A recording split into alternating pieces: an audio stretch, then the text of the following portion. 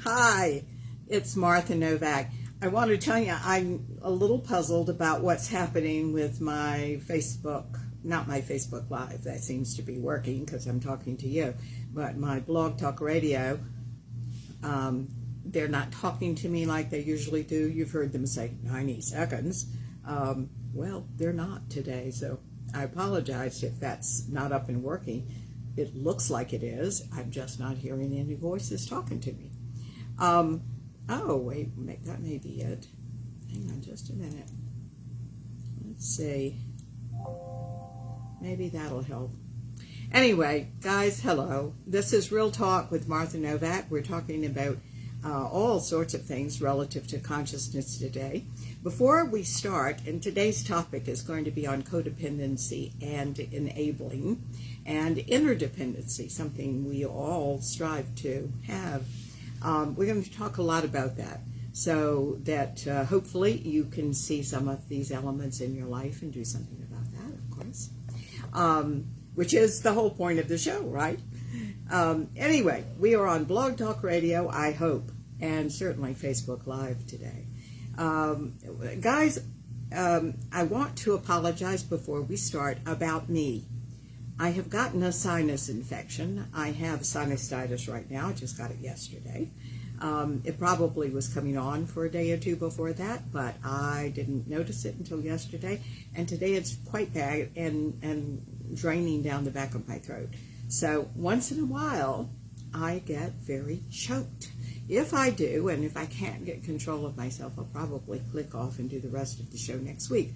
But I've also taken every precaution I possibly can, and I have my trusty black tea here that ought to cut mucus and whatever is draining down the back of my throat. So, hate to be gross, but there we are. Just wanted you to know my situation over here, okay? All right. Let's do a quick prayer. We're going to get all on the same page, and then I'm going to launch off with this information because, in my opinion, it's very important. And I think a lot of people have this and are laboring under this and are trying to get out of it. So let's just call it what it is and look at all the elements of this and proceed from here, okay, with a healthy, happy, interdependent life. Dear God, who is all there is, you who are all we are, and all everything is in this world, we thank you so much for being here together and for opening ourselves to this important lesson today. We now say we know nothing, give up our old ego child's minds, and have to know it all and have to be right, in order to hear what you would have us do in our lives through this message. We thank you so much for all of this. And we say this prayer now in your name, in the name of the Ascended Masters, our love-centered guides and friends, and in the name of each and every person listening into the show today. We open ourselves to the messages you have for us, and so it is. Amen. So, I'm not going to go back and repeat the lesson we had 2 weeks ago. By the way, I'm very sorry that I'm having to come and go like I seem to be doing. Oh, very nice. My cat's just standing on the phone. The reason I'm having to come and go is I'm moving, and that requires some weekends. But 2 weeks ago, we started talking about codependency. And I think it's an extremely important topic, so I urge you to look back at whatever that was. It was the end of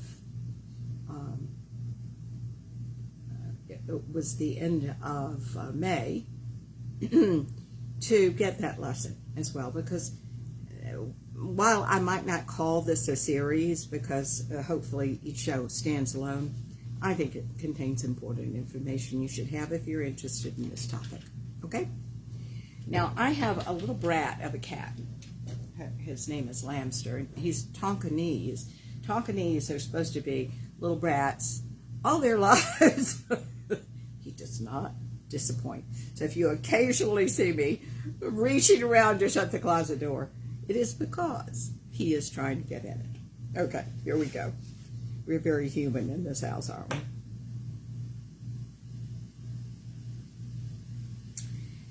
Um, if there is an overarching theme from what we're talking about today, and indeed what we're talking about every week, no matter what the topic, is a very important question to put on the table, which is, which mind in you, well, you have two minds, are you coming from? Which mind are you coming from? Whether you're thinking a thought, having a feeling, or whether you are doing some sort of behavior. You're always coming from one mind or the other, so let's talk about that. For those of you who have been with me for a while, you know what I'm talking about. For those of you who are new, here it is. There are two minds that are the operating system in us. One is called the egoic child's mind. This is the part of us that thinks like a child, that always is a child. It is created along with the ego about 18 months old. That's when your little being has perceived that enough bad things have happened. You don't have to come from an abusive childhood or household to think that abusive things have happened. You can just be wet too long. Your diaper can be wet too long. You didn't get fed on time. Because a child, all time is now and quite immediate, you see. Anything like that throws us. And it's like, oh, this is the way it's always going to be, right? That's why in any good psychology experience, you've got to go back there and you really need to look at that. What kind of chaos, what kind of unpredictability, what kind of thing was going on back there. Whether it was justified or not, doesn't matter. To the child, it didn't get what it needed in that moment, and it may never. Okay. So, at 18 months old, your body comes up with, your being comes up with a strategy. The strategy is the ego and ego child's mind. Because until then, everything has been about present time. All time is now, right? Whatever is going to happen in this moment is going to last forever, we say. You're little drama queens. All right. It's interesting, though, because when 18 months happens and the ego creates and the body creates the ego and ego child's mind, when these things, I say they create, they're always there, but they come to the party at that point, to the living experience. What happens then is that we start projecting into the future for things like that happened in the past. We are looking to keep ourselves safe now, aren't we? There's the future, and I may not be fed again, you see. So we're always scanning. I was yelled at. There was a great deal of chaos, or my mother was yelled at. Scary chemicals came through her body and to me, and the in utero experience, looking for that. Because I didn't understand it. You understand? Kids don't understand anything but just love and living. So when we are born, we search out the experiences that can explain what came to us in utero. I'm back in utero now. And that's why we form our opinions about life until we look at consciousness, look at God, and we grow up. Grow our minds up. Grow our versions of God up. You grew out of your sweater when you were 6 years old. So now, perhaps it's time to open our minds for something more. So, we create the egoic child's mind. Again, it's there. It's fear-based. It's self-indulgent. It's selfish. Hello. Well, thank you, John West. I appreciate that very much. Thank you. Thank you, John, for doing that. I appreciate that. Friend of mine. we want to realize here that all of this is a perfect system, a perfect mechanism for growth and change and opportunity and growing up. Do you want to come up and get on your mother? Okay. This was the dog now, so it's just one thing after another. It's hard to continue to do this with him, pawing at you, saying, come on, come on. Okay. So the ego child's mind is the mind of the child. The problem here is a lot of people are in the child's mind when it's very important to be the adult mind. And in fact, there's something beyond the adult mind, and that's your highest self. This is the best of you. The noble person. The noble savage, I think someone called this somewhere in literature. And the noble savage is a good name because we never get rid of our lower aspects. We just choose our higher ones. Do you understand?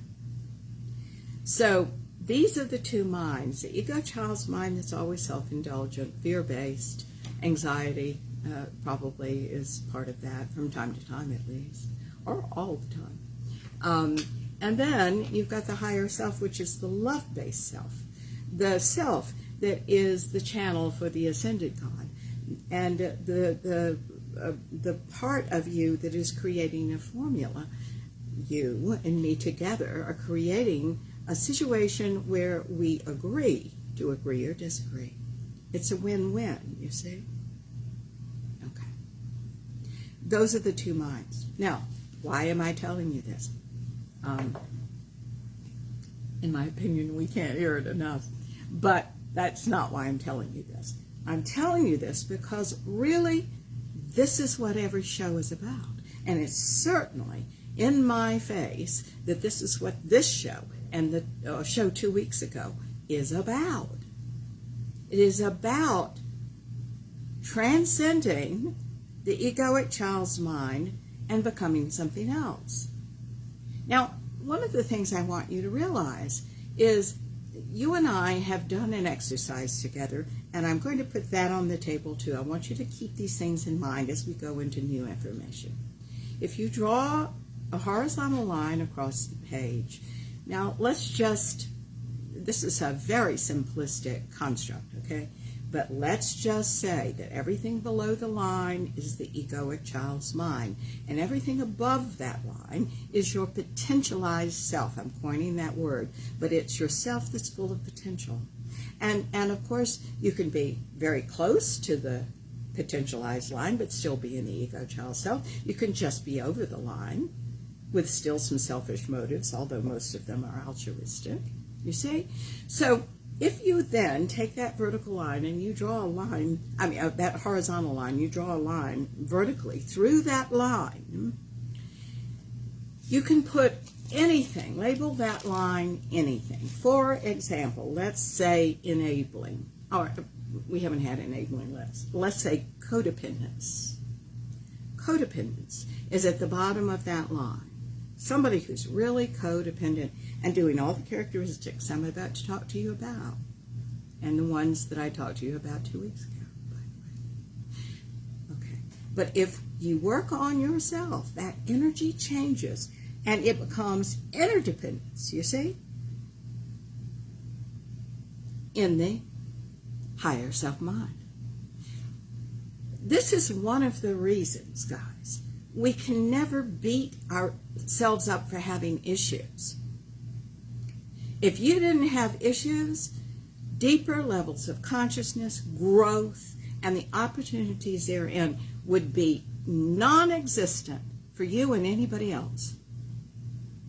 The reason you can change is because there's an energy in the ego child's mind for this and a transformation in the higher self-mind.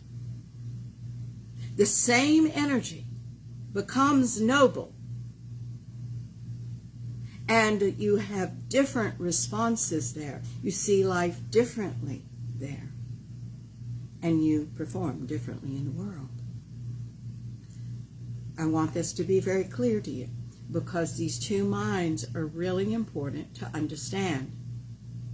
This week, a client of mine was very honest. She's had this work for quite a while now, and she came to me and she said, I'm mixing up expansive ego energy, being generous, being kind to your friends, leaving a big tip for the waiter, all those things, with, and we call that queen of the world or king of the world energy, because you just feel so wonderful.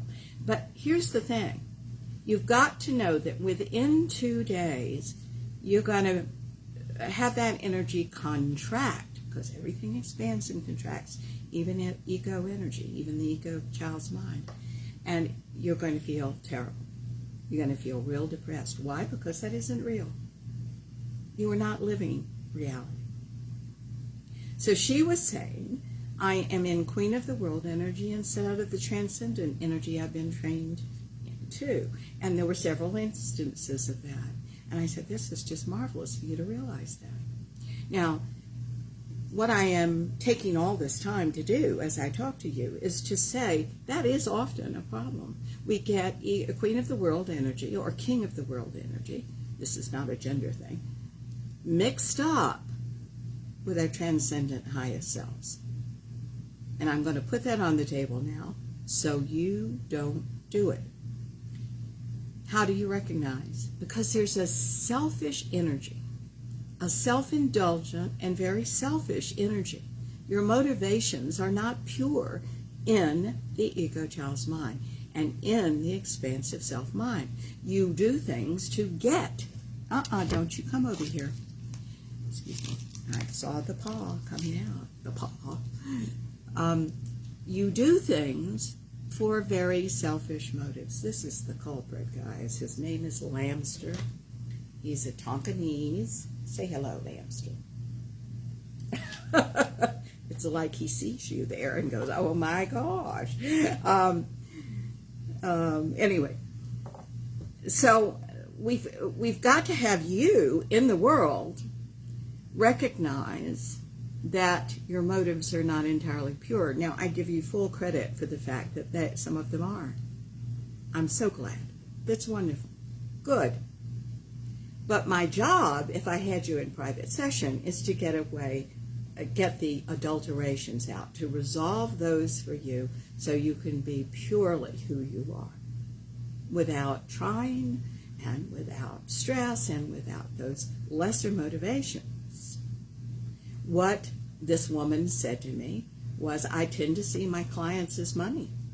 That's all they are.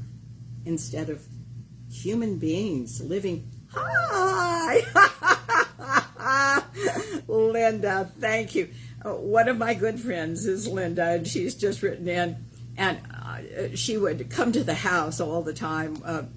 You know I am selling that house, Linda. That's what's going on right now. It's already sold, actually. We close, I believe, on the 30th. I think that's the date, June 30th. Not May 30th, June 30th. And May 30th is over. Anyway, she always had Lamster as her favorite. She said he was so self-possessed. Self-possessed is a good word. It's certainly a higher self word for bratty and insistent and funny as heck. Anyway, thank you. I'm so glad to hear from you, darling. Okay, moving right along with our lesson. It becomes very important for you to be able to see in you your ego child's mind motivations and your highest self motivations. Oh, thank you, Linda. And we'll talk all about it. Give me a call and we'll visit. Okay.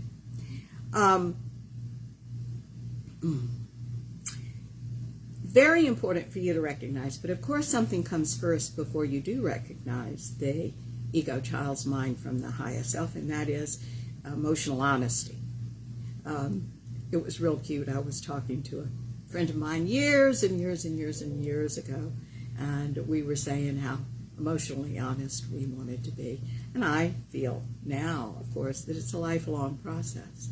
We become more and more emotionally honest, but sometimes our little ego child's mind or our fantasy selves get in the way, and we still don't recognize it until a day or two goes by. But the point of it is to recognize it and to say, I don't make that choice anymore. Okay? All right. So let's move along. Again, 2 weeks ago we talked about codependency a lot, and I want us to go back to that show. I want all of you all please to listen to that, because I'm going to push on from that show. All right. I took this article, How to Overcome Codependency, a Therapist's Guide, from a couples therapist named Alicia Munoz. For the most part, I liked the article. You keep in mind that when I'm doing these shows, and certainly in private session, my goal is different than a therapist, than a psychologist. Their goal is to get you feeling better and adjusting you so that you can be functional and live in the world beautifully and put some things to rest. My goal is consciousness and deeper levels of consciousness where you really open your mind and see the world differently. It's the old adage, or the old, I don't know what you say, the saying, Chinese saying, chop wood, before enlightenment, chop wood, carry water. After enlightenment, chop wood, carry water. It is the implication there that is so powerful, that you see the world completely differently when you go from one mind to the other. Okay? And that's what I want for you, because I'm going to tell you it makes all the difference in the world. You'll never feel alone again. You'll always know that God's right there in the middle of everything. And it's a very powerful experience, which is the whole reason you listen to a show like this, I guess, because you know it's possible. All right. I think she goes on to say some things that, of course, I like, but I don't think are as valid to us who are studying consciousness. I mean, for example, she says, have loving kindness meditations. Well, I think that sounds great. If you haven't done work on yourself, you can forget it. It's not going to happen. You're not going to have loving kindness meditations. As a matter of fact, I know a great deal of people who, when they haven't done work on themselves, but they meditate, they use meditation and a kind of fantasy that they go in to tell them what they need to know that validates them. And in other words, they're using meditation as an enabling exercise. You'll hear more about that. Are you going to come up here? Now, you have to do things for the right reasons. And you have to do them when you're ready for them. This whole idea of mindfulness sounds great. But I'm going to tell you right now that you can't be mindful if you're not in the deeper levels of consciousness. We're going to talk about the literal moment in some of this that we're going to talk about. You're missing the literal moment. In my book, The Life You Want, I've quoted some research that says smart people, of which you are, think 1,000 thoughts an hour. Where did your thoughts go? What are they about? Are they from the ego child's mind, or are they from the highest self mind? Are they pure fantasy, which is, by the way, part of the ego child's mind? But it doesn't feel like the ego child's mind, because you think in your head the ego child's mind has to be about negative stuff, issues, patterns that you want to get rid of, and you're probably judging. Guys, no. Can be a fantasy where you just feel real good. Can be the queen of the world or the king of the world stuff that we're talking about right now, right? So, open the mind. Open the mind. We have to use self-awareness. Self-awareness is the first thing you need to put in place. And one of the real big things that you need to put in place is knowing the difference when it comes up in you between the ego child's mind and the highest self. And at some point, the ego child's mind is going to try to fool you and tell you this is highest self-thought, or you're doing something different. I had a client for years, and I'm happy to report she doesn't do this anymore, but I had a client for years that always started her session with, oh, this week has been so different. Oh, it's been so wonderful. Oh, well, I tell you. And then she'd tell me, and it was the same old thing. She was just fooling herself instead of going deeper. We addressed that.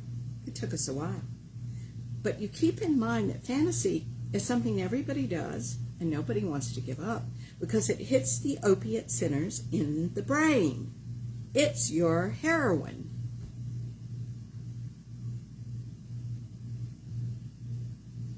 But you can't create anything from fantasy. Fantasy is its own reward.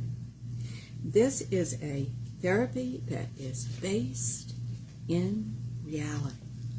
Consciousness is based in reality. So we have to get very real. Am I being the ego child's mind? Am I being the highest self? Do I have a little mixture of both in this issue? Do I? Do I have a mixture of both? What is the lesser experience, if I'm really honest with myself? What am I really trying to get out of this, you see? Hi, Kat. I just saw your picture come on. I'm so glad you're here, too. So thrilled to welcome all of you. Really glad you're here. So we've got to get emotionally honest.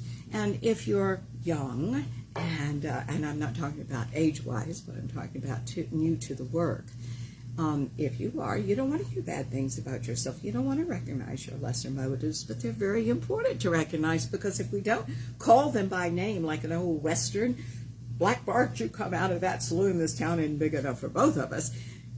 If we don't do that with our issues and look at them and resolve them in our nervous systems, they will always be active in certain situations.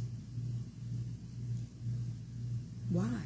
When they are puffs of air, they are fixations of our energy in our being that we need to address so we can get on the other side of them and have all the energy come back to us in present time and create a wonderful life for ourselves. You see? It's available to you. I swear. Okay. So we have to use, now she goes on to say, this is, I'm going to tell you when I'm quoting her article, How Do You Overcome Codependency, A Therapist's Guide by Alicia Munoz. I guess I'm pronouncing that right, M-U-N-O-Z.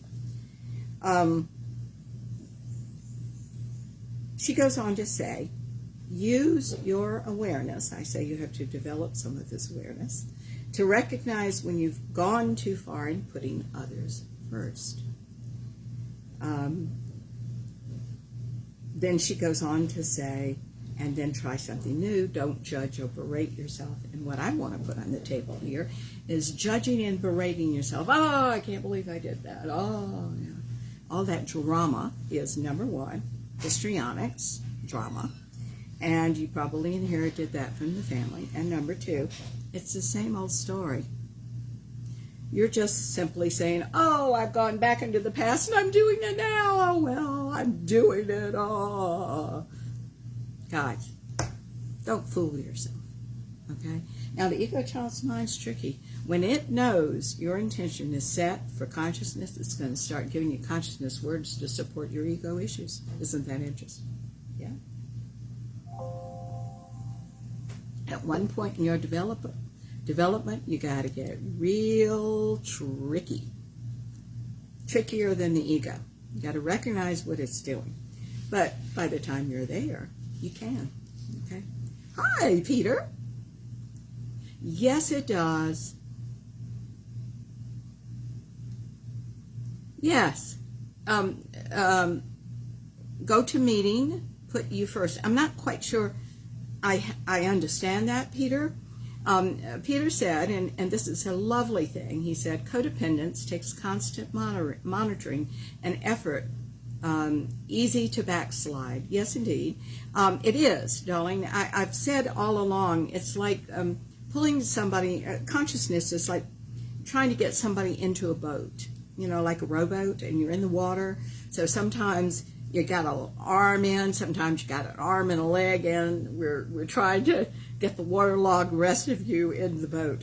And it's just what happens at a point in our development, my darling. That's all. Okay? Now, I don't understand, go to meeting, put you first. Do I have to? Is that a question of going to the meeting? Do you have to go to the meeting, or can you stay here and listen to the show? I can't answer that for you, of course, but you can answer that for yourself.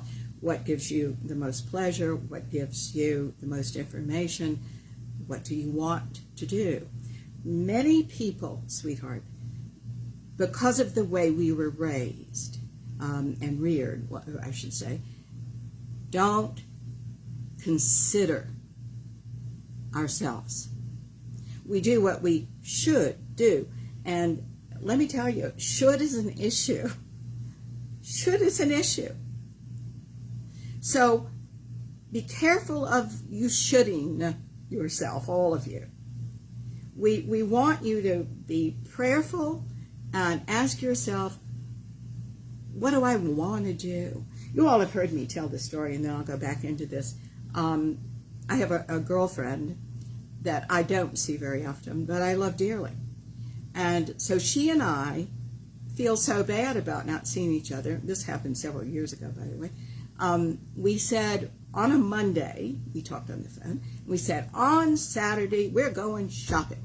We're going to have a girl day. We're going shopping. And I think this was actually before I married my husband, because he wasn't in the picture. So we were going to do that, right? And so here came Saturday, and it had been a very hard week for both of us. I did not want to disappoint her. I loved her that much. I was going to go do something with her, and by God, I was just going to do it. It was a gift I wanted to give her, okay? It really was a gift I wanted to give her. I just didn't have any energy. When I opened the door to her, I saw the exact same energy that I felt. It was all around her. She was exhausted too. Yes, Peter said fresh starts are good for you. Peter, I do want to say that I think life is a continual reinvention of ourselves. As an actor, and I started out as an actor years ago, not that anymore, but started out that way, you learn to continually reinvent yourself. You go learn to tap dance if that is a requirement that you're going to need. You're going to learn to sing, even though you've never sung before. You're not going to be shy about it. You learn to reinvent. And I honestly think that has served me well, and I suggest that for you too. Reinvent. Nothing wrong with that. And that's the fresh start you're talking about. Now, going back to my story. So I opened the door. She had the same energy I did. I said, darling, come on in, sit in the chair. Let's just sit quietly for a minute, because you're exhausted, I'm exhausted, we don't feel like shopping. Can we acknowledge that? Absolutely, she said. I said, let's just sit here and we'll figure out what we want. So we kind of tuned into ourselves. We didn't talk. I mean, it took all of 10 seconds, guys. 10 or 15 seconds. I felt it first, and I said to her, darling, I know what I would like, and we'll do what you would like too. But what I would like is I want to go to Whole Foods, and I want to get a pint of my favorite ice cream, and I don't want to share it with you. I want you to have your pint of your favorite ice cream too, if you want to do this. And we'll come home back here, and we're going to eat our pints of ice cream. And she said, there was just this light bulb that went on over her head, and she said, I think I want that too. I said, well, let's get in the car, let's go to Whole Foods, let's get the ice cream, let's come back. It was the wildest thing, because we ate our ice cream. I don't think we did get through the whole pint. But we ate our ice cream, we put up what we didn't eat in the freezer, and we felt like shopping. That simple little act of giving us something that our body wanted, but we didn't know what it was. But listening to ourselves gave us the energy that we needed. It was uncanny. Now, what I find is most people don't consider themselves. In the moment, in the moment. And Peter, this is one of those in the moment things, you know? Why do you need to go? Why do you need to stay? What does your body say? Oh, Peter, please give me this. And then you have your answer. Now, what happens, though, if we're breaking the shoulds that were imposed on us in our childhood, you know what happens? We feel guilty. And I say, and let me put this on the table, there's appropriate guilt. If you've done something wrong and you feel guilty, I say, go and apologize. I'm all for apologizing if you've really done something. But here's the thing. When you've been brainwashed into a certain way of doing your life, like shoulds, you're going to feel guilty by looking after yourself, which is the highest self, isn't it? The highest self always acts for one reason. It's the right thing to do. It's the right thing to do. But we'll feel guilty about it because we're still carrying the issue. If that's true, do address that, because that's inappropriate guilt. I think guilt is a thing that makes us better when it's appropriate. When it's not appropriate, it's just a damn issue that's in the way. You see? And we've got to build a momentum up of taking care of ourselves, doing the right thing. This is all best self stuff. Okay. So, moving along. She says, and this is number 3, she had said practice meditations as number 1, practice small acts of smart selfishness number 2. We talked about this last week. I don't like that, smart selfishness. You know, you see what psychologists like this are doing is they don't know about the two minds. So they're not making it specific, smart selfishness. There's no smart selfishness. There's a right thing to do, and there's being selfish. There's one of your vertical lines that we talked about in the exercise that I gave you to begin with. You see? Good. Thank you.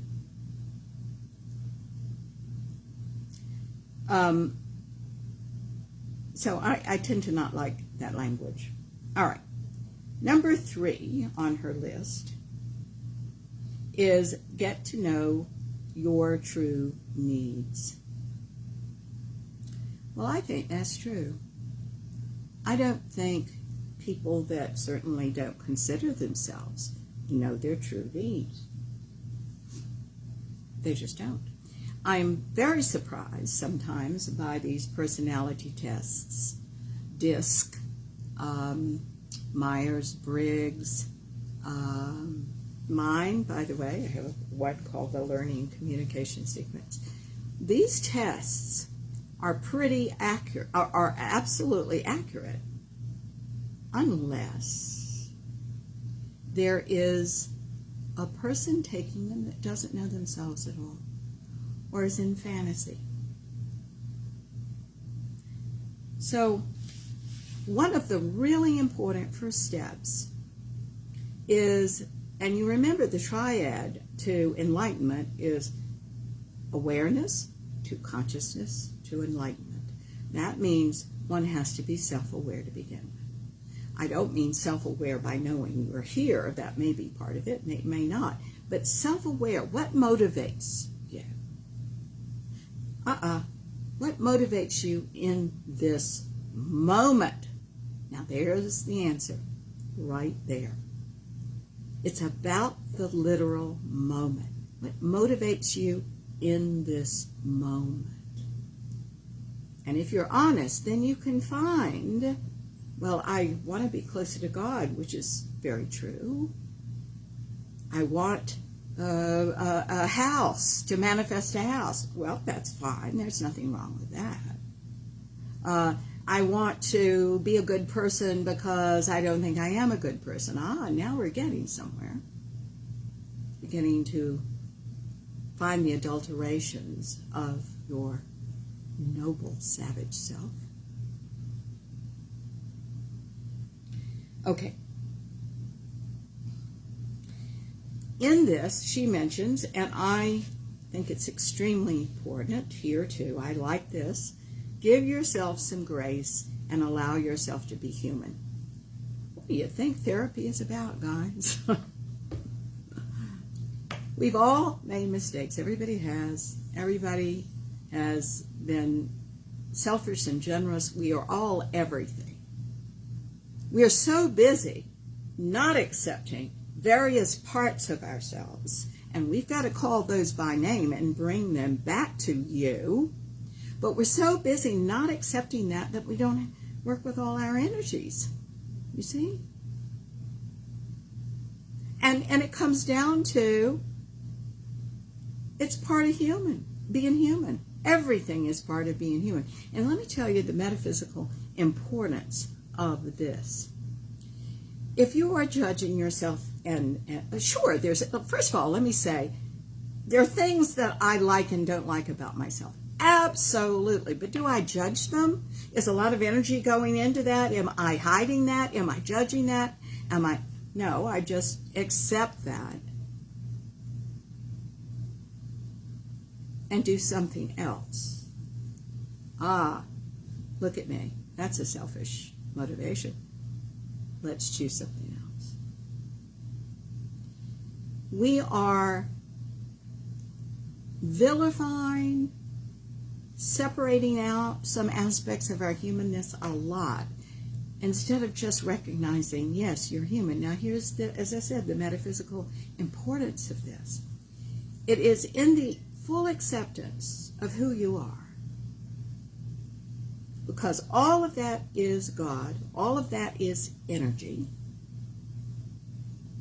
All of that is energy. That you merge with the mind of God at that point. When you bring all of that back and you realize everything's just perfect, God's right there. You've got a lot of energy now to create the life you want with.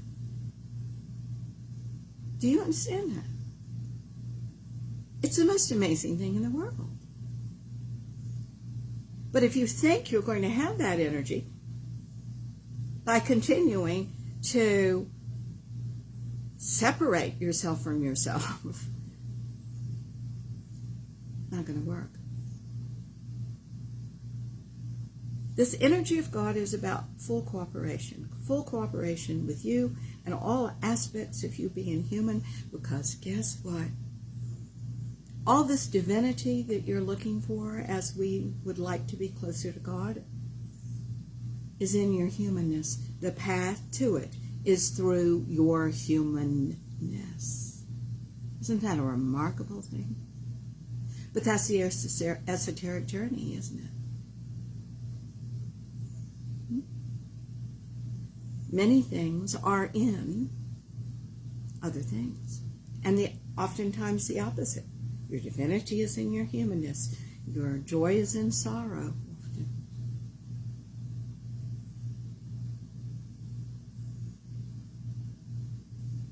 And much more. Okay, let's keep going.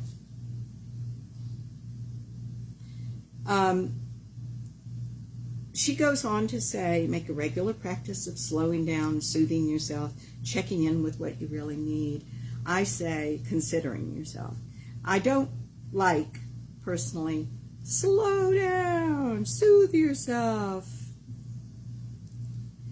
Let me tell you, I've seen people that are absolute hermits, and they have to want, and put one foot in front of the other in fantasy, because they are hermits and they go to work, or they used to. They're all working from home now. And then they go to their room and they shut themselves away, and that's that. And they like it because this is the only soothing they get, because they drive themselves, you see. I want you all to watch words in the world with the articles you read and the books you read, guys, because you can use everything, even resting, to ego child's mind ends. I'm talking about one person particularly who works herself to death 12, 15, 18-hour days, goes to sleep. Wants a relationship with somebody, by the way. Has one in fantasy, I'm sure. But this is what she's doing. She's soothing herself. She doesn't want to do anything. She doesn't want to go anywhere. She doesn't want to date anybody. She doesn't want to go out to lunch. She doesn't want to see anybody because she's so exhausted because of this pattern. You get it. So don't fool yourselves. The same words, slow down, soothe yourself, check in with what you really need, can all be used egoically as well. Make sure you're doing everything for the right reasons. Okay.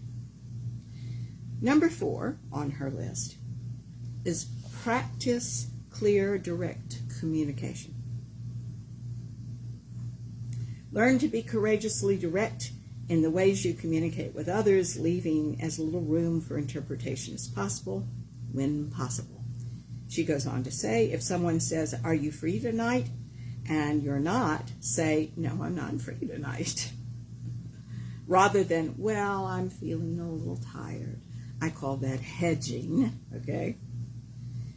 And it's amazing how people don't communicate clearly. They don't say what they mean. And part of our waking up and being self-aware is I don't do that real well. All right? I know a man who has lived in an unhappy marriage, what used to be an unhappy marriage, for a long time. He put up with a lot of abuse. He never once said to his wife, you stop it and you stop it now. I don't like that. Listen to what you're saying to me. Let's clean up our relationship with each other because I want to support who you are on the highest level, and I'd like to be supported by you that way as well. Instead, he kept a childhood issue going. He liked when she was like that because he hated his mother, and now he had somebody to hate in his family. He could keep that thing going. He could be real internal and withholding. He didn't have to share with anybody else. Why are we doing what we're doing? One of the happiest days of my life was when he walked in and said, I realized something. I'd like her to be like that. Guys, that kind of revelation, so I can constantly feed my anger because I don't feel powerful unless I'm angry, you see? That kind of self-revelation comes with us taking issues off, seeing what's below the next thing, seeing what's below the next thing, seeing what's below the next thing. It's very exciting. This is the esoteric journey. This is consciousness, and it's certainly the path to it. Self-awareness, consciousness, enlightenment. There you go. You go far enough, you got enlightenment. Okay, let's keep going then.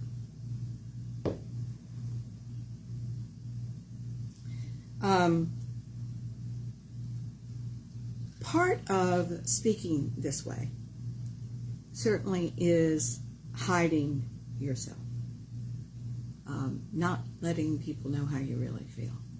Part of it can be motivated by people pleasing or this codependence that we're talking about. You want to placate people. You want to keep the peace because the child in you doesn't know how to fix this, all right? You want to be diplomatic, want everybody to get along. Well, let me tell you, sweetie, sometimes people should be told to stop doing what they're doing. Perhaps you should be told. I know I have been told in my time. Those times were important.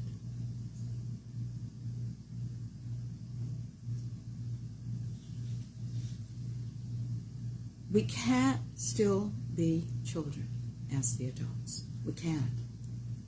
We're being called to a higher level of us. I'm trying to put it all together for you energetically as we talk about these things. Really important for you. Okay? really important for you to hear. Now, number 5 for her is stay on your side of the fence, which I happen to agree with.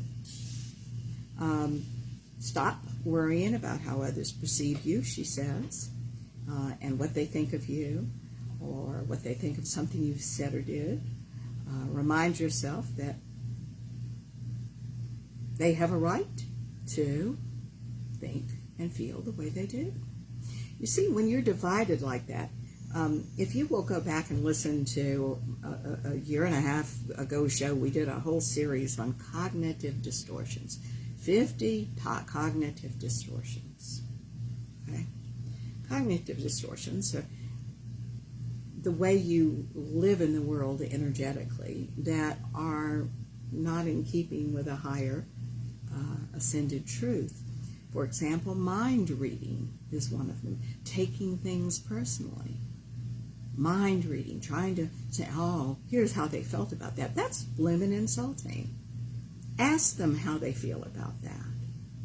Don't assume they feel that way. You're probably wrong. And it's doing a terrible number on you. And this behavior started in your childhood. Okay? Personalizing. There's never a more narcissistic tendency. Oh, they're talking about me. Oh,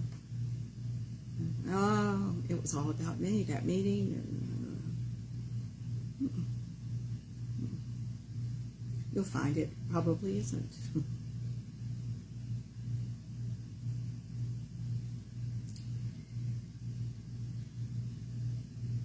Everybody is entitled, and I have said this over and over again, to live and die the way they choose. But everyone is also entitled to finding their own way and resolving their own challenges. You don't want to divide your energy. You just want to be the nice person you are. The smart, nice person you are. Just be authentic. Just be that person. And then we'll see how people react. A lot of times people react badly to our falseness. Do you understand that? Really? When we're not being honest, people know it. They are not using the language that you and I are using today. But a lot of times they know that. We don't use falseness. We don't use drama. We don't use that. We just be authentic. And your highest self, that's all the world wants. That partner wants. That person standing in front of you wants. Okay. In that, I'm going to say, you need to stop trying to control. Because all of these things are control tactics, you see. Mind reading. Well, who are you? What are your values? Who are you? And what are you taking into this discussion with your partner, with your boss, with your friend? Who are you? Now, guys, in the past, I've done shows on your values. You need to choose 3 values that you absolutely are, 99.9% of the time. Not the ones you want to become. Those things will happen naturally, as these did, as you open up and as you think more globally, which is what consciousness is all about. You see? So all you need to do to start this process of who you are is to go to the internet, find a long list of values, long list. Choose 3 you already are, and make sure very consciously that in every interaction those things are present. Because let me tell you, when you get upset about anything, you've left 1, 2, or 3 out. The worst upset you're going to be, you've left more out. Come in with who you are. Who are you? I was very proud of one woman that came to me, and I gave her this exercise. And she came in the next week and said, I am love. I said, I don't think that's a good one as a value. I don't think that's a good one at all. You still have resentment. I see you enraged. You are, nope. And she came in next week and she said, I thought about what you said. And she said, I had to admit to myself, I don't know what love is. And so I said, well, let's find out together. That's honest. That's healing. That is authentic.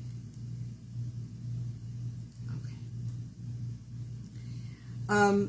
So all of these things we do to control. We control our environment. We want to control other people. We want to control. You're going to have to drop your control. The irony is you're not going to be out of control. We think that, oh my God, I'm going to be out of control. No. Now, Lamster, I swear to goodness, I've never seen anything like it in my life. Stop that on the phone. No. Go on.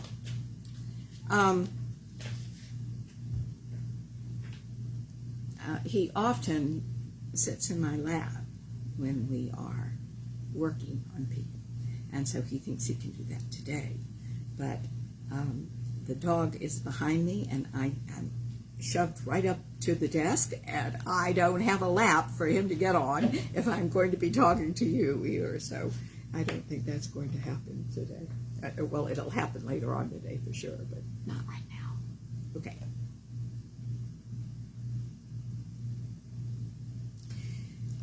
Number 6. Oh, I was talking about control. I want to go back and finish that thought. Because somebody who controls and tries to control themselves and their environment and other people, in the egoic child's mind, okay, has to realize that the vertical line and what's at the top of that line is not out of control. That's ridiculous. That's propaganda from the ego child's mind, so you won't change. All right? Bull. What's at the top of that line is you and God working together. And you're going with, and it communicating with you beautifully. You've got talents and gifts and abilities. This intuitive person you haven't even begun to use because we're trying to control. I mean, so just simply, you got this energy. Do you want to invest it there or do you want to invest it here? You see?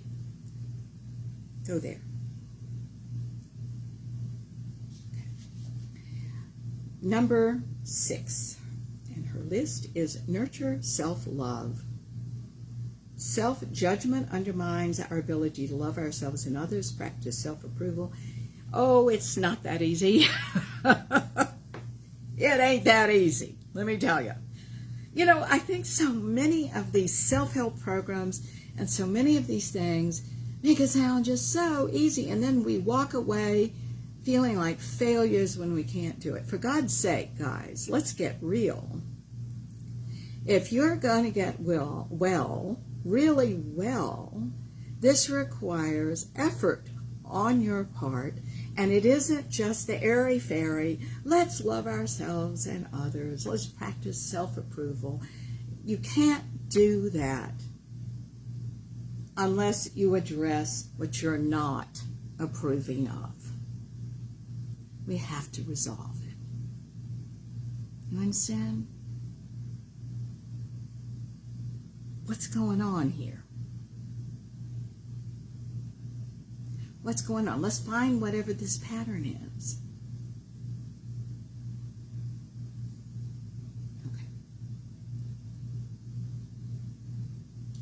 Okay. She goes on to say something I do like, which is always find things to celebrate in yourself, especially when it's hard. That may not even compute, but here's the thing. I do believe that that's really important. I think it's very important to give yourself little gifts, to create little niceties for yourself. A bath instead of a shower, buying yourself a little something, making sure you have a celebratory meal that you when you did something that you're proud of. And here's the problem with that. A lot of times you're diminishing something nice. Your boss says something lovely to you. Your client says, oh my God, you're just the most lovely thing in the world. I'm so thrilled I found you. But instead of our patting ourselves on the back, if we have some issues, we dismiss those. They just say that to everybody. Or they can, we'll have a million things to say about that, but bottom line is we dismiss it and we focus on what's wrong with us. Suppose nothing's wrong with you.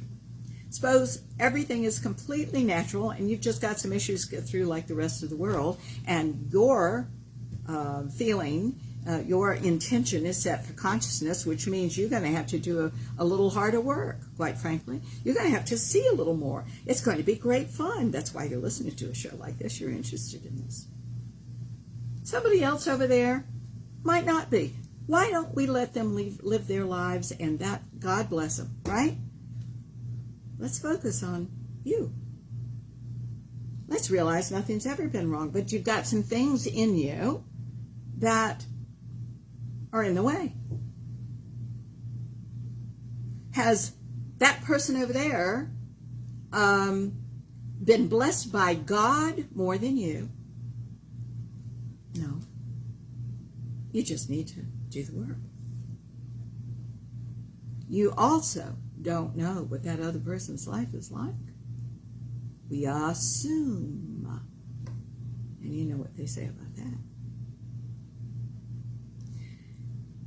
So, celebrate small moments. Again, it's a literal moment. Somebody says something nice to you, go have a dessert. Well, I heard something funny the other day.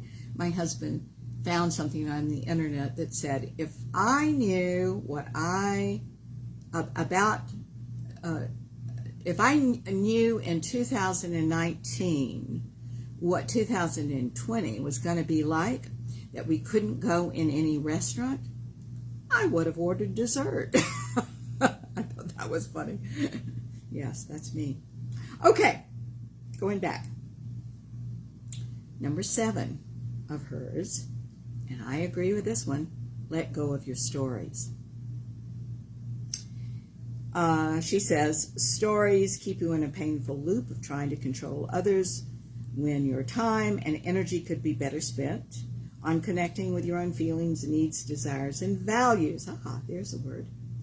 Letting go of stories honors life, opens you to possibilities, and respects others' rights to be on their own distinct growth journey separate from yours. Okay, so many words. Let's bring that down to size. Your stories are extremely important up to a point in your work. Extremely important to resolve. A good therapist says, oh, this happened. Well, let's look at this in a larger context. Let's see what you're doing here. Where's the advocate for the little kid you were that experienced this? May we have that person come up now. You see? Because most of the time we're a lot of times on the side of the other people that abused us. Or we are, at the very least, doubting our own worth. So all of that needs to be resolved in some way, put in place in some way. Like a puzzle piece in a jigsaw puzzle. Here it is. Doesn't quite fit because you're not observing all the sides of it. And when you do, you find the exact spot it goes. And then you realize, with enough work like that, the picture emerges and you say, oh my God, my life, this is true. When it's time for you to transition to the highest self, most of the time, and live your life and know that God is with you all the time, 100% of the time, that you will never be alone again. You'll see your life, you'll sense your life as a perfect whole. There have been no mistakes. But right now, what are you doing? You're focusing on the mistakes. So we have to go to those mistakes. We have to see what the ramifications are. We have to do some work on that. And then all of a sudden, there comes a point in your therapy, I swear, where you know everything. You know what has motivated. You know all these deceptive little things you've done. You know you've made good things bad and bad things good so you can keep doing what you're doing, right? See, remember that story I told you about the man who liked being angry at his wife because it reminded him of his mother, and he always liked to have a villain in the house. Oh, ads. Always liked to have a villain in the house because he always did have a villain in the house, and it made him feel powerful and strong instead of really finding his power and his strength. How wonderful for him to realize, oh my God, look at what I've been doing. And that has been so unkind to her. And in turn, she has been unkind to me. It was a big, big, big change in their relationship. Did it happen like a light switch? Absolutely not. He had to catch those times that he was doing that. And that he was withholding from her because of a story he told himself. Mean mother, women are mean. Oh. You see? Women try to dominate. Oh, it's all bull. So, at one point, and this was a number of years later for him, he let go of all the stories. He just became who he is, authentic and just in this moment and fully there as he talks to you. He's just a good person. He didn't need a villain in his home anymore. In fact, there are no villains. He has come into his own power as a human being, steps up, doesn't withhold anything. At one point, your stories have to be put down. However, you can't put them down until you resolve them. Because what is that called? Suppression. It's called suppression. It's called avoidance. And those things are issues. Okay. Oh, I don't know why. But at least it's pretty tongue. It's not something that's always going, blah. You know. Okay.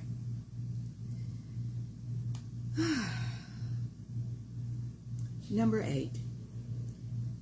She says, release attachment to outcome. Well, I think that's great. You do need to do some work on yourself to be able to do that, though. It's not just as easy as say, please release your attachment to outcome. But you understand why we have an attachment to outcome.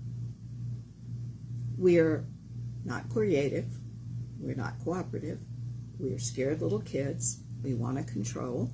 We want to drive toward that. We don't have any other creative solution available to us. The outcome is it, not the journey, and many more issues. She goes on to say, releasing attachment to outcome requires a willingness to tolerate the unknown and live with uncertainty.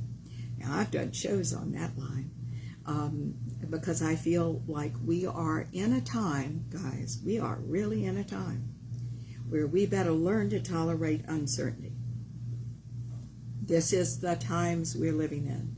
What we don't expect is going to happen. We have to be cooperative, we have to be resilient, and we have to be flexible, adaptable. Those things are true. That only comes with tolerating the unknown and living in uncertainty and being all right with it. If God is right here, right now, a living God in you, if you are past the issue of having to know everything yourself and you've got a lovely community around you of people with talents and gifts and abilities and other thoughts, and if you're going to be all right because there is a solution to everything, what the hell is there to be so anxious about and rush to outcomes over? And you see, the world is like this, guys. What do you think all those pundits on television are doing? the president makes the slightest alteration of his schedule or something, big news, big news. Because we can't stand to not know. Something may happen to you. It's ridiculous. But every little thing, when this world has no clue about the ramifications of something like COVID, for example, oh man, the rumors and everything abounds. Guys, you know, I hate to say in my old age that I'm rather cynical. I don't believe anything anybody tells me. I don't believe anything I'm hearing on the news. If I care about the subject, I'll research it and I'll form opinions of my own. You can change my mind if you have something that makes sense to me. But I don't believe anything that anybody tells me. I believe what God tells me. I believe what my guides tell me. And only then when I'm in the highest self. Guys, you know everything. You just don't know you know everything. You might be in the wrong mind. Really important to learn how to merge with the mind of God. It's a lot easier there.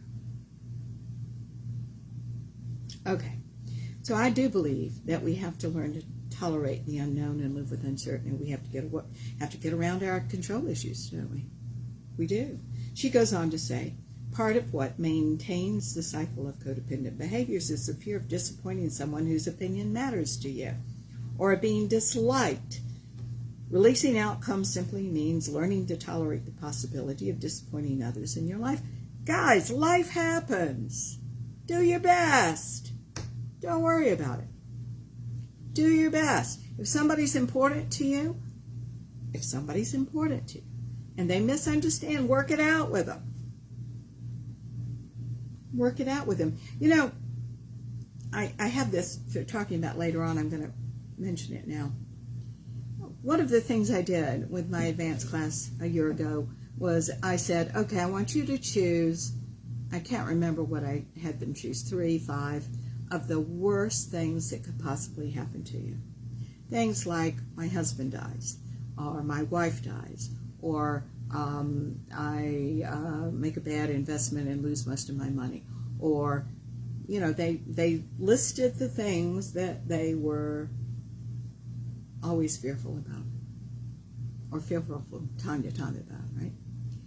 And I said, now I want you to go back and I want you to work on, if this happened, that you lose your husband, you lose your wife, for example. If this happens, what are you going to do? Who's the first person you're going to call? Second person you're going to call? What are you going to do? Make a plan. And so everybody worked on that. That was the majority of the work we did in class that day, right? And at the end of the exercise, when class was just about over, and I said, well, what did everybody learn? And everybody said, we can handle everything. We can handle this. We can handle anything we fear. I said, so why do we have to keep being anxious about it? We have a plan. There's something to do. Now, I'm going to say to you that whenever anything upsets you, right away, the first thing, and the reason it upsets you is you don't have a plan.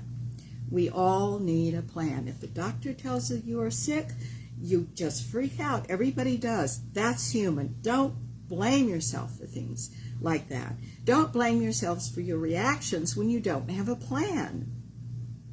But don't stay in that reaction. Create a plan. Create a plan.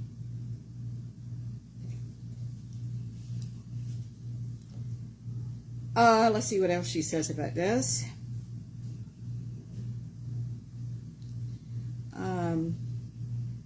Okay.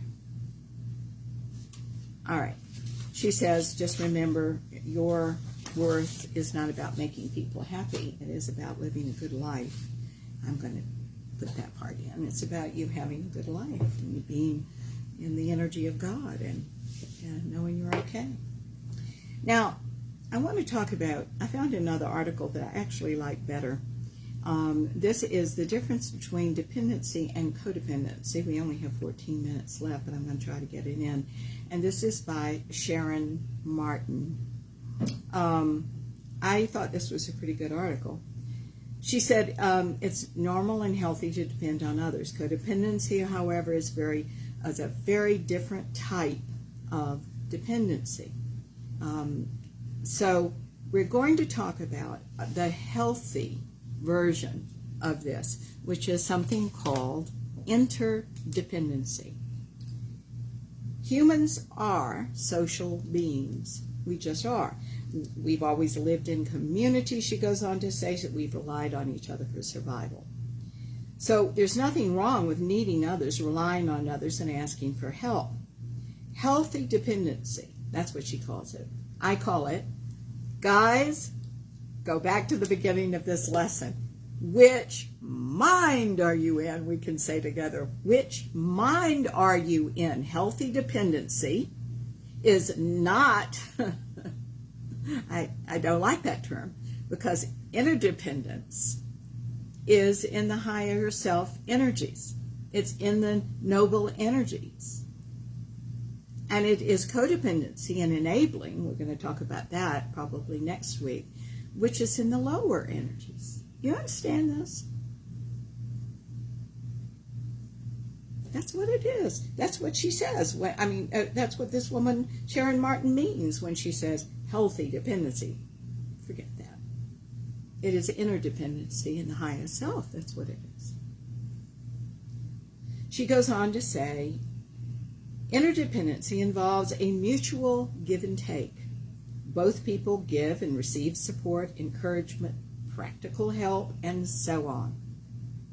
However, in codependent relationships, one person is doing most of the giving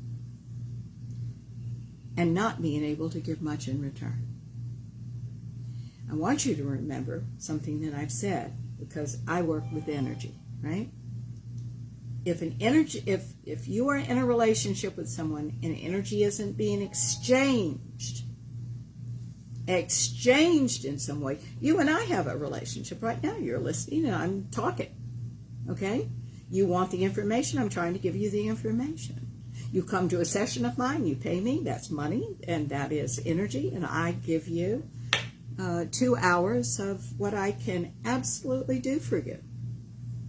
You understand? Love for love, friendship for friendship, real support for somebody who will, of course, because they're the highest self, reciprocate in turn when you need something. Lower energy form of that is giving to everybody so that you could, because you feel like a child and you may need them one day, and by God, they'll be obligated. Really? That's an attachment. That's not a real connection with anybody. You see? Okay. So she says codependency, in this case, is a recipe for burnout, resentment, and dissatisfaction. I agree with Ms. Martin. In contrast, interdependence increases individuals' self-esteem, mastery, and confidence. And it promotes loving feelings and mutual respect. It makes it easier for you to go out in the world and tackle problems. It encourages you to try new things and to overcome your fears. It allows you to be your own separate person, so there's a balance between dependence and independence. In other words, healthy dependency, I hate the term, interdependency, let's change it, doesn't hold you back. It supports you being your highest self. It supports that.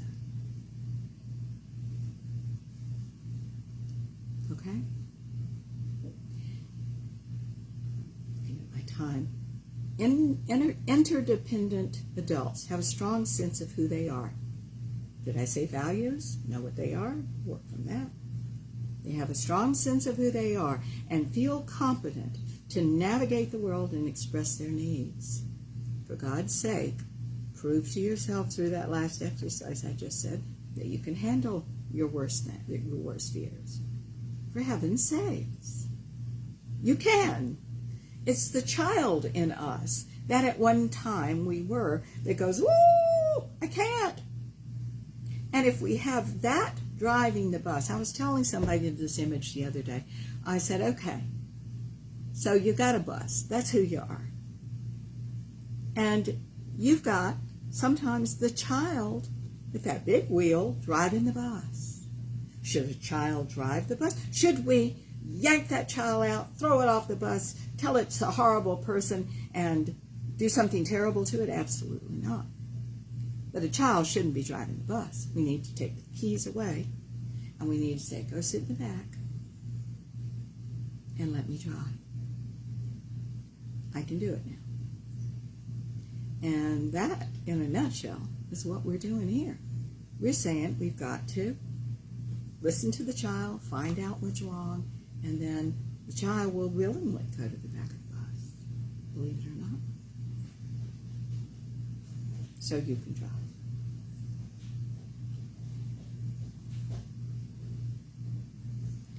She goes on to say that interdependent adults accept help but don't rely on others for their self-esteem. In contrast, a codependent's identity is wrapped up in the relationship so much that she doesn't know who she is or what she wants or how to feel separate from her partner. This is why breakups, guys, when somebody is codependent, are so devastating. Where's your life? Where are your dreams? What are you going to accomplish? You see, what happens with people like this is they go, oh my God, I have no hopes and dreams that are separate from my partner. It was all about what we were going to do together. Why? You should always have your separate hopes and dreams. You may have things that you want to accomplish together. I say good for you, but exclusively, no. You're giving up yourself. This goes back to something that I lecture on from time to time, and you've heard me say, and those are balance points. Balance points. Now, this is in my work. Balance points are who you are that make you what you are. These are things that are important to you. Sensibilities are important. Here are mine. I keep saying this. I love people and I love animals. I love private time. I'm truly, you would never know it, but an introvert. So if I have 2 hours off, man, I pull in, right? I love nature. Oh, love nature. Love art. Love beauty of all kinds. Love to garden, love painting, love all that. I'm not very good at it, by the way, but I sure do appreciate others that are. I absolutely adore creativity. I cannot not be creative. I'm creative when I'm watching a movie because I'm seeing, theater was and film was my background. I'm seeing what the director's doing, where the actors are dropping the ball in reality, in being real, where the actors intriguing on the character, why the writer wrote the script the way they did. I'm listening to the music of the words. I mean, that's what I do because I'm a writer too, you see. I'm working all the time. I use my creativity. If I'm not writing a book, I'm using it to think about writing a book. Or I'm making jewelry, or I am doing something like that. Creativity is me. It's one of my values, too. But those are balance points. Now, what does that mean? And I love to read, okay? Because I'm a writer. You gotta love to read. And here's the interesting thing about that. Had I given up everything, all of those things, when I got married, where would I be? Because these things are expressions of the reality of me. Guys, what are yours? what are yours. You can't give those things up. You can't dissolve yourself in somebody else. That's why a lot of times a relationship won't work. It's way too much pressure on the other person. And they want an interesting person to be married to be in partnership with. The interesting thing here is that a study was done several years ago on what kept partners together in the long term and happy. And they found a word nobody expected. Novelty. Novelty. In other words, that you lived your life and went running back to your partner and shared what you learned, and they did things that they enjoyed and went running back to share what they knew. You all learn from each other. That's what kept people together in the long term and made people happy. So what if you give up your life and have nothing to share and bring to the table? It's a problem. She goes on to say, in summary, an independent relationship doesn't compromise your identity as a whole and separate individual. It allows you to give and receive help while also retaining your individuality and autonomy. I'm going to add, it is of the highest mind. We should always ask, which mind am I coming from in the moment?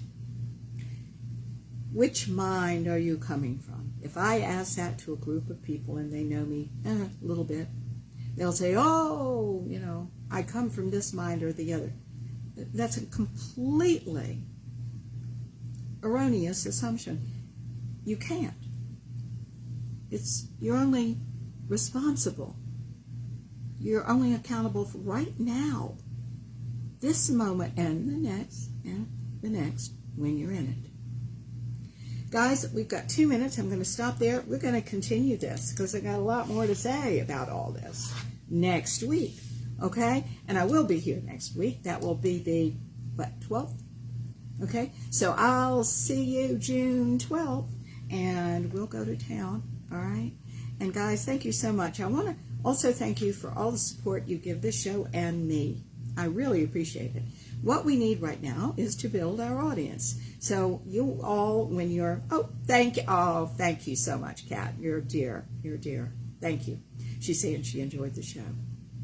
Guys, the more you can talk these shows up, that really, really, really helps us build the conscious community we're trying to do right now.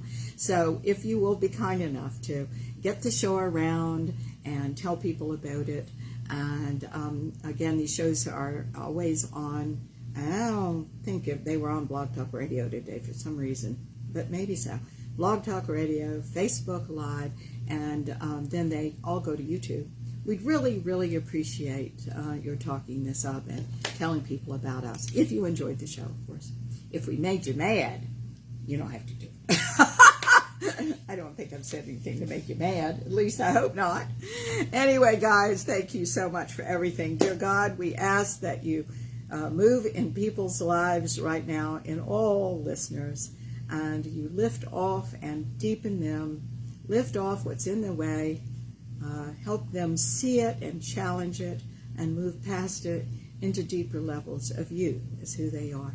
We are so grateful that we are all the aspects of God, and we now surrender to that in all gratitude. We say this now in your name, in the name of the Ascended Masters, our love-centered guides and friends, and in the name of each and every person listening to the show. Guys, take care of yourselves. God loves you through you, so you be kind to yourself, okay? Thank you. Take care. Bye-bye.